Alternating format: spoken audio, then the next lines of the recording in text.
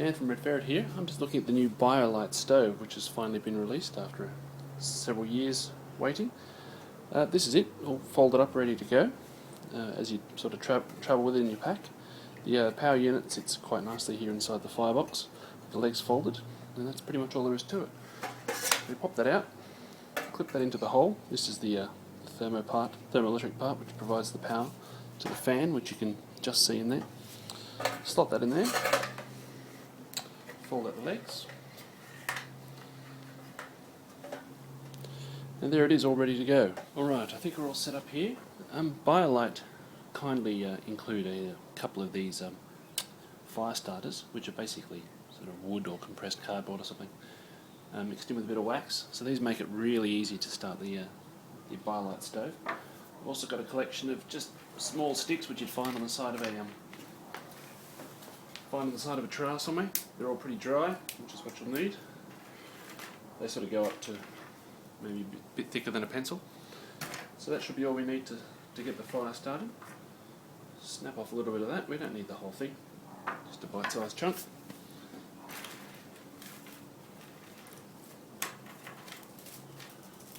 Pop in a few of these.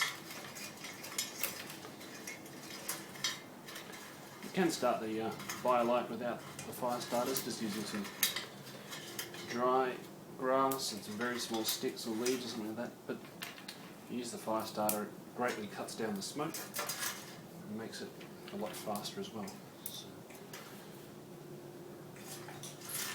So cram that in a bit so you can see that. Not really.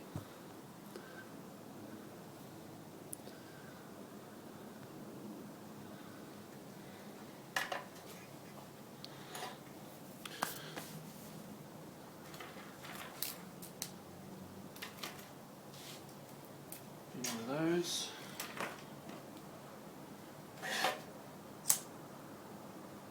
Light the fire starter. Pop it in. Give it a bit of a shake.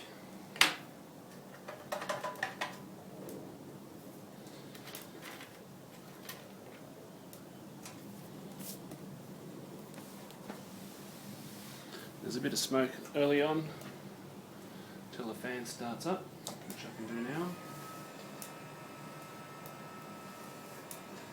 That kicks us off. The fan has two settings. That's low at the moment, which just sort of gets things moving.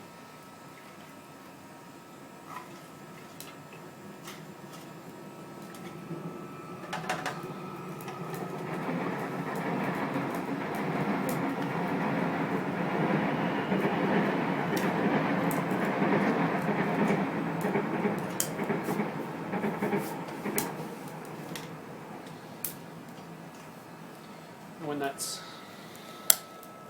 up and running, turn the fan up to high. That gets things moving a bit faster, a lot less smoke.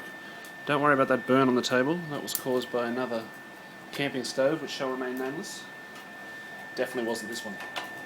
This is very cool to the touch.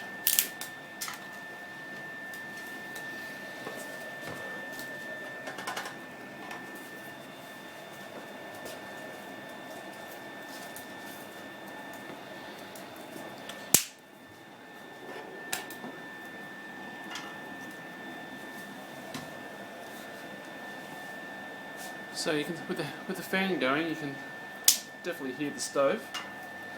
The fan going high. Not an unpleasant sound, it's just sort of a whine. It's not very loud.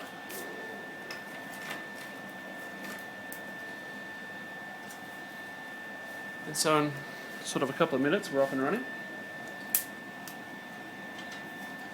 You can just pick the stove up and give it a bit of a shake to settle the sticks every now and then.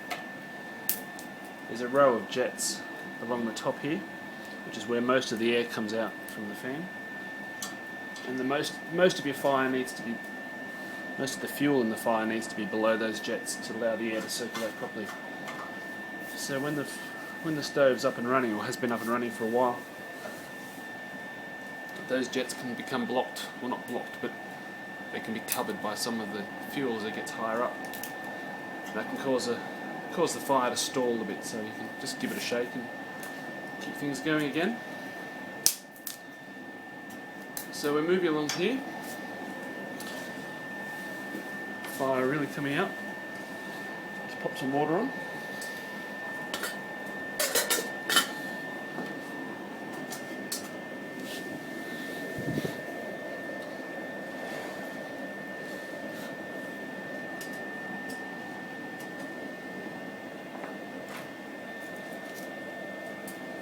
You'll definitely want covered cookware for your Biolite stove.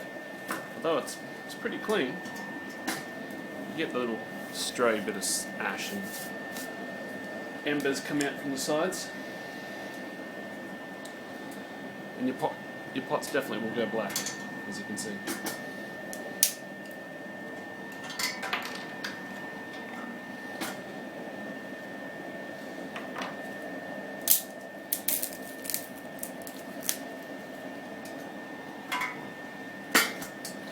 There's about a cup and a bit of water in that.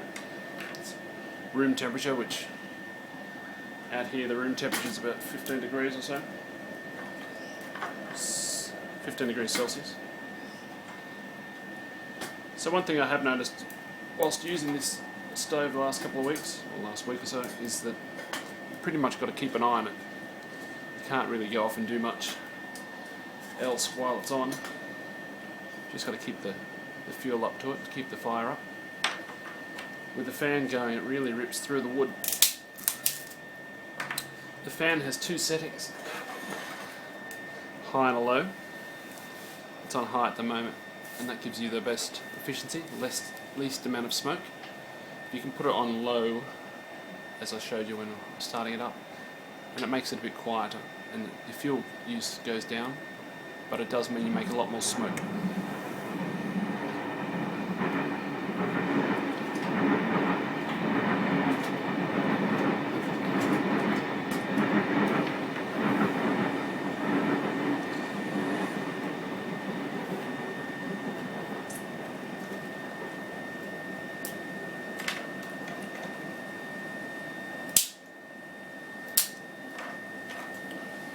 So this wood I collected sort of half an hour ago. It's all off the ground in the bush behind my place here, and it hasn't rained for at least a week. So this stuff was not under any leaf litter or anything like that. It was just all on the surface. So it's pretty good.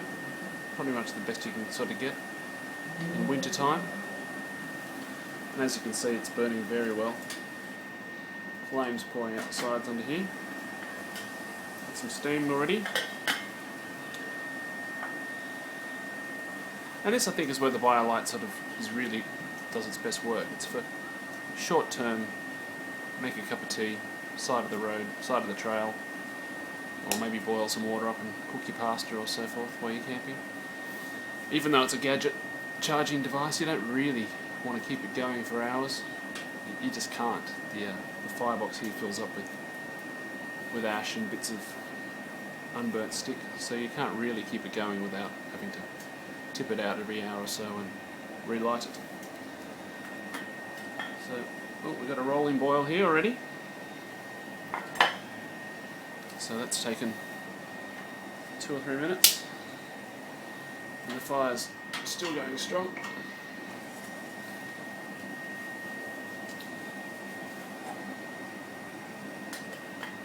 On the front panel here you can see this part, this light here has just turned green. It was orange before.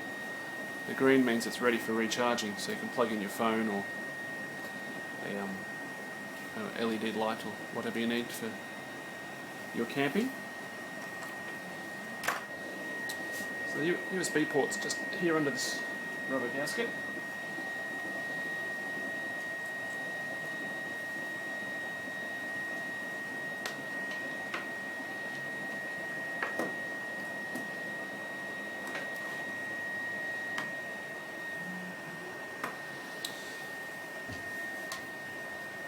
And there you go.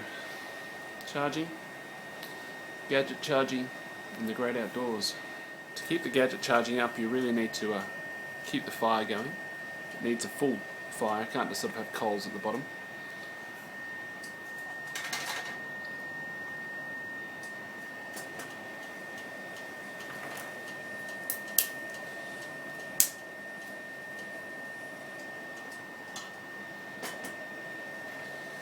if you let your attention wander,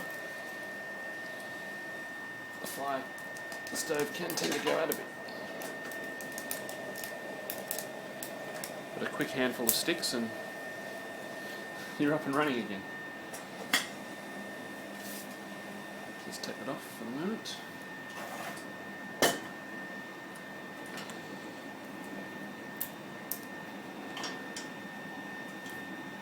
I managed to get about 12% added to my phone recharge in about an hour, which it's not particularly brilliant, but it'll keep you going or keep you out of trouble in the bush, give you a bit of a chat, a few hundred SMSs, quick check your Google Maps, find out where you are. So, but I think that the Biolite's main strength is that it's clean burning.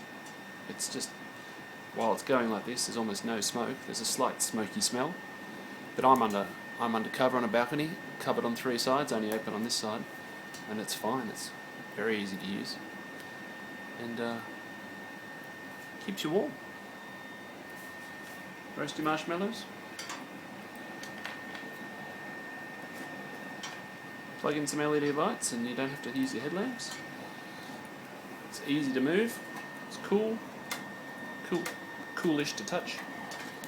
You can pick it up, move it in or out if you need to. Probably put a gadget cover on your gadgets to keep them from getting ash or anything else.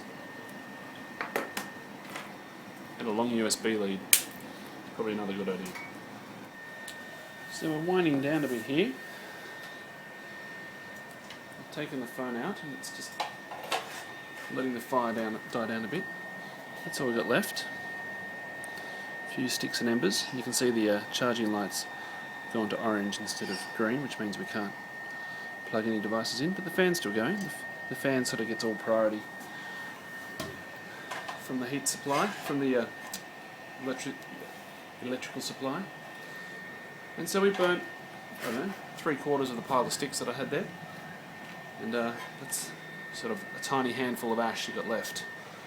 So I should wait till that cools, and well, it's a couple of minutes later and the stove's now finally out. There's a couple of spots of embers and things down there still. But I'll just tip it out and show you how much actually remains of all that wood that we burnt.